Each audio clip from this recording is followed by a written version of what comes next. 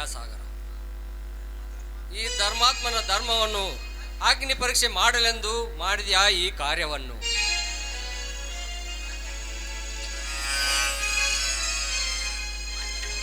ಒಂದೇ ಸಮನೆ ತಿರುಗುತ್ತದೆ ಈ ಕಾಲಚಕ್ರ.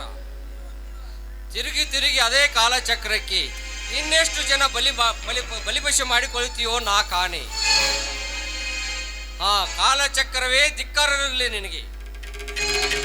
ಜಯಸಿದ್ದೇಶ್ವರ, ಈ ದುಷ್ಟರ ಮರ್ದನಕ್ಕೆ ನಿನ್ನ ಉರಿಗನ್ನು ತೆಗೆಯುವುದಿಲ್ಲವೇ?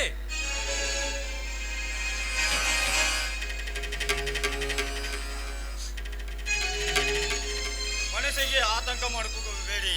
ಇದಕ್ಕೆ ಏನಾದರೂ ಹೊಸ ದಾರಿ ಹುಡುಕಬೇಕು. ಯಾವುದು ಬಸವ ಹೊಸ ದಾರಿ? ಧರ್ಮಾತ್ಮರಾದ ಪಾಂಡವರಿಗೆ ಹೊಸ ದಾರಿ ತೋರಿಸಿದಂತೆ ನೀನು ನಮಗೆ ಹೊಸ ದಾರಿ ತೋರಿಸು.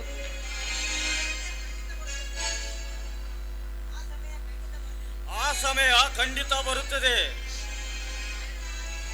ಅಂದರೆ ಅದಕ್ಕೆಲ್ಲ ನಾನೇ ಕಾರಣ? ಹೇಳು ಬಸವ, ಹೇಳು. ಈ ಜಮೀನ್ದಾರನ ವಂಶ ಕರಗುವ ಮುನ್ನ ಇದಕ್ಕೆ ಹೊಸ ದಾರಿ ತೋರಿಸು, ದಾರಿ ತೋರಿಸು. ಆಯ್ತು ದಣಿಯರೇ.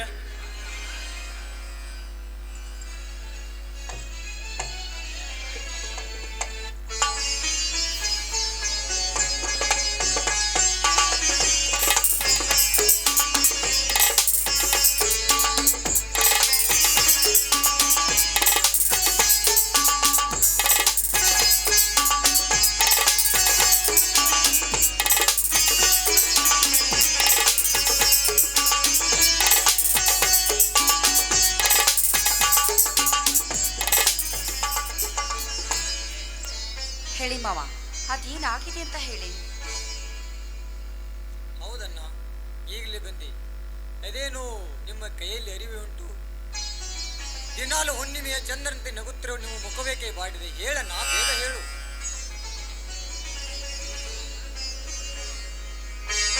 ಭದ್ರ,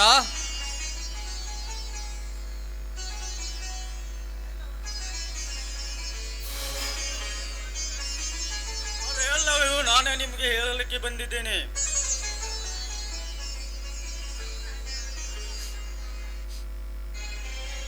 ತನ್ನ ಆಶೆ ಆಮಿಷಕ್ಕೆ ಸಾವಿರಾರು ಜನರನ್ನು ಬಲಿ ತೆಗೆದುಕೊಂಡು ಅನೇಕ ಮುತ್ತೈದರ ಮಾಂಗಲ್ಯ ಹರಿದು ಅನೇಕ ಗರ್ತಿಯರ ಪ್ರಾಣ ತೆಗೆದ ಚಕ್ರವರ್ತಿ ನನ್ನ ಕೈಯಲ್ಲಿಂದಲೇ ಬಲಿ ಕೊಡಬೇಕು. ಶಾಂತನಾಗು ತಮ್ಮ, ಶಾಂತನಾಗು. ಇನ್ನೆಲ್ಲಿ ಶಾಂತಿಯನ್ನ ಈ ನಿನ್ನ ತಮ್ಮನಿಗೆ?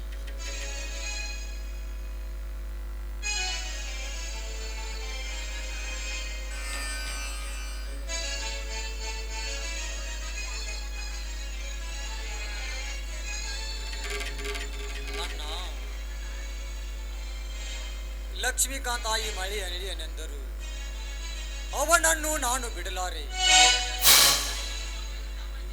100 ಮಂದಿ ತಮ್ಮಂದರನ್ನು ಭೀಮನ ಬಯಲಿ ಕೊಲ್ಲಿಕೊಟ್ಟ ಆ ಧರ್ಮರಾಜ ಈ ಅಹಂಕಾರಿಯಾದ ಚಕ್ರವರ್ತಿಯನ್ನು ಬಲಿ ಕೊಡ್ತಿದ್ದೇನೆ.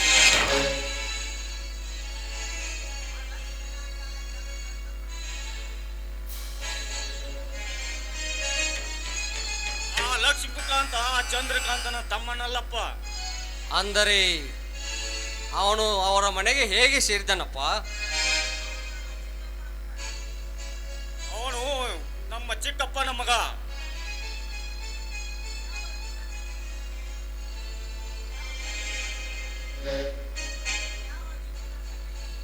ಇದ್ಯಾವ ವಿಚಿತ್ರ ಸಂಗತಿಯಪ್ಪ ನಿನ್ನದು? ಅವನು ತಮ್ಮನಾಗಿ ಅವನ ಮನೆಗೆ ಹೇಗೆ ಸೇರಿದ?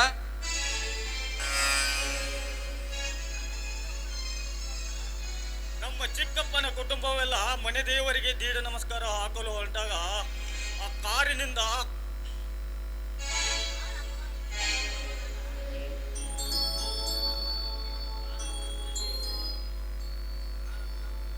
ಕಾರ ಅಪಘಾತದಲ್ಲಿ ಸತ್ತು ಹೋದನು. ಈ ಎಲ್ಲ ಅನಾಹುತಕ್ಕೆ ಕಾರಣೀಭೂತನಾಗಿತ್ತು.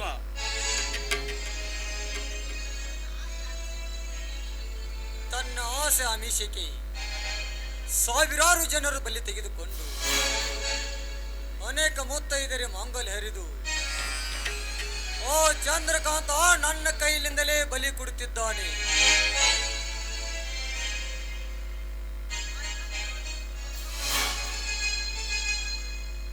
ಆ ಚಕ್ರವರ್ತಿ ಇನ್ನು ಬದುಕಬಾರದು. ನಿಮ್ಮ ಸೋಮವಾಗಿ ಅತ್ತಿಗೆ ನಾನು ಕೊಂದಿದ್ದು ಆ ಚಕ್ರವರ್ತಿ. ಬಸವಂತ, ಏನು ಹೇಳುತ್ತಿರುವೆಯಾ ನೀನು? ನನ್ನ ಅತ್ತಿಗೆ ಲಕ್ಷ್ಮೀ ಮಾತೆಯನ್ನು ಕೊಂದವನು ಅವನೇ ನಾ ಬಸವಂತ. ಮಲಗಿದ ಸರ್ಪವನ್ನೇ ಪುಟಿದೆ ಬಿಸಿ ಬಿಟ್ಟೆ. ನಂದಿ ಹೋಗಿದ್ದ ನನಗೆ ಮತ್ತಷ್ಟು ಸೇಡಿನ ಕಿಚ್ಚ ಬಿಸಿ ಬಿಟ್ಟೆ. ಅಣ್ಣ, ನೀನೀಗ ನನಗ ಚಂದ್ರಕಾಂತನ ಸಿರಿಯರಿಯಲು ಆಜ್ಞೆ ಮಾಡದಿದ್ದರೆ ನಿನ್ನ ಆಜ್ಞೆಯನ್ನು ಮುರಿದು ಹಾಕಿ ಶರವೇಗದ ಸರದಾರನಾಗಿ ಅವನ ನೆತ್ತಿಯನ್ನು ಸೀಳಿ ಬಿಡ್ತೇನೆ. ಧರ್ಮರಾಜನಿಗೆ ಬಂದ ಸಂಕಟ ಈಗ ನನಗೂ ಬಂದು ಒದಗಿದೆ. ಮಹಾಭಾರತದಲ್ಲಿ ಕೃಷ್ಣ ಹೇಳಿದಂತೆ ನಿಮ್ಮ ಧರ್ಮದಿಂದಲೇ ನಿಮಗೆ ಜಯ, ಇಲ್ಲದಿದ್ದರೆ ಅಪಜಯ. ಆ ತಂದೆ ಕೃಷ್ಣದೇವ, ನಾನು ಇಲ್ಲಿವರೆಗೂ ಧರ್ಮದಿಂದ ನಡೆದಿದ್ದರೆ ನನಗೆ ಜಯ, ಇಲ್ಲದಿದ್ದರೆ ಅಪಜಯ. ಎಲ್ಲೋ ಪಾಪಿ ಚಕ್ರವರ್ತಿ ಚಂದ್ರಕಾಂತ, ಕೊನೆಗೂ ನನ್ನಿಂದಲೇ ನಿನ್ನ ಪ್ರಾಣ ತೆಗೆಯುವ ಆಸೆ ಆಯ್ತೆ. ಇದು ನನ್ನ ಶಾಪವಲ್ಲ, ನನ್ನ ಧರ್ಮಪತಿ ಲಕ್ಷ್ಮಿಗೆ ಶಾಪ. ಅಣ್ಣ, ಹೋಗು, ಬಡವರ ರಕ್ತ ಕುಡಿದು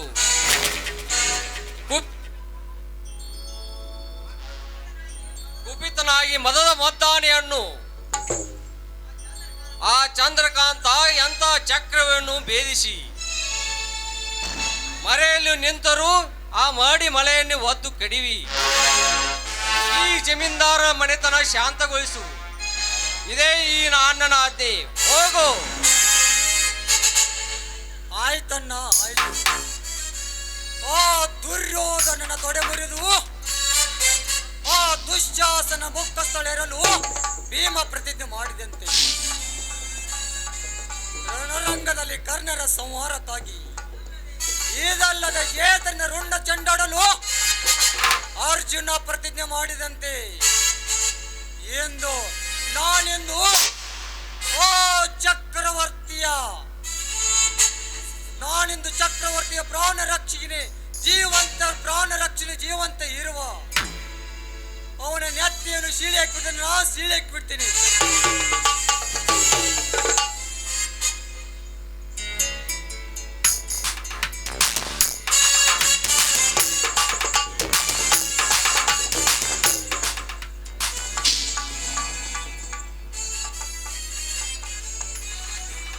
ಗಣ್ಯರ, ನೀವೆಲ್ಲರೂ ಮನೆಗೆ ನಡೀರಿ. ನಾನು ಭದ್ರನ ಹಿಂದೆ ಹೋಗುತ್ತೇನೆ.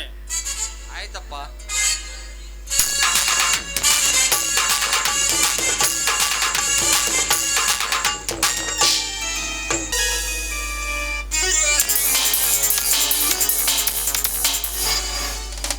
ಅಂತೂ ನಾ ಅಂದುಕೊಂಡಂತೆ ನನ್ನ ಬಹುದಿನದ ಕೆಲಸ ಕಾರ್ಯಗಳು ನನ್ನತ್ತ ಸಾಗತೊಡಗಿದವು. ಇನ್ನು ನನ್ನ ಮುಂದಿನ ಕೆಲಸ ನನ್ನ ತಮ್ಮ ಲಕ್ಷ್ಮೀಕಾಂತನ ಕೊಲೆ. ಅವನ ಕೊಲೆಯನ್ನು ಅವಳ ಹೆಂಡತಿ ಕೈಯಿಂದಲೇ ಮಾಡಿಸಿ ಅವಳ ಈ 150 ಎಕರೆ ಆಸ್ತಿಗೆ ನಾವು ಒಡೆಯದಾಗದಿದ್ದರೆ ನನ್ನ ಹೆಸರು ಚಕ್ರವರ್ತಿ ಚಂದ್ರಕಾಂತನೇ ಅಲ್ಲ.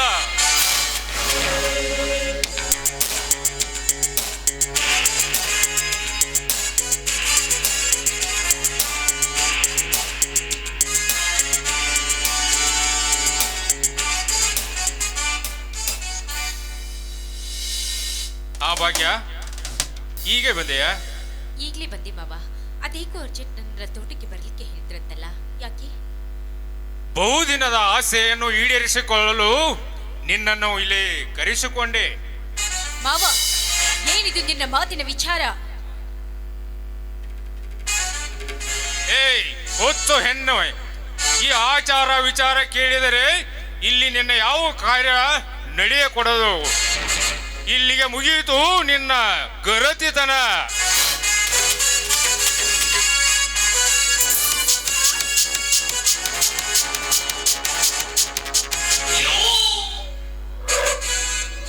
ಅಣ್ಣ, ಏನಿದಲ್ಲ ನಿನ್ನ ಹೇಸಿ ಕೃತ್ಯ? ಅಯ್ಯೋ ತಮ್ಮ, ಒಳ್ಳೆಯ ಸಮಯಕ್ಕೆ ಬಂದಿ. ಒಳ್ಳೆಯ ಸಮಯಕ್ಕೆ ಬಂದು ನನ್ನ ಮಾನ ಕಾಪಾಡಿದೆ. ಛೇ, ಯಾವ ಬಾಯಿಯಿಂದ ಹೇಳಲಿ ಒಳ್ಳೆಯದು. ಸ್ವಾಮಿ, ಇವನ ಮಾತನ್ನ ನಂಬೇಡಿ. ಇವನು ಮಹಾವಂಚಕ, ಕಾಮುಕ. ಮೋಸದಿಂದ ನನ್ನ ತೋಟಕ್ಕೆ ಕರೆಯಿಸಿ ನನ್ನ ಶೀಲಕ್ಕೆ ಕೈ ಹಾಕಿದ್ದಾನೆ. ಎಲ್ಲ ಸೊಕ್ಕಿನ ಕುನ್ನಿ, ಸತಿ ಶಿರೋಮಣಿ ಅಂತಿರುವ ನನ್ನ ಹೆಂಡತಿಯ ಶೀಲಕ್ಕೆ ಕೈ ಹಾಕಿದ ನಿನ್ನ ಪ್ರಾಣ ಇವತ್ತು ನನ್ನ ಕೈಯಿಂದಲೇ ಹೋಗಲಿ. ಮುಗಿಯಿತು ನಿನ್ನ ಪ್ರಾಣದ ಕತೆ.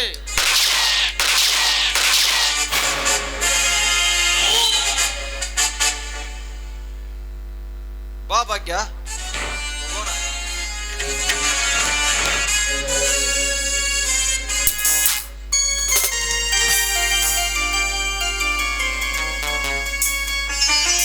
ಸಿದ್ದೇಶ್ವರ ನಮ್ಮೆಲ್ಲರನ್ನು ಒಂದುಗೂಡಿಸಿದ್ದಕ್ಕೆ ಎಲ್ಲರನ್ನು ಪ್ರಾರ್ಥಿಸೋಣ.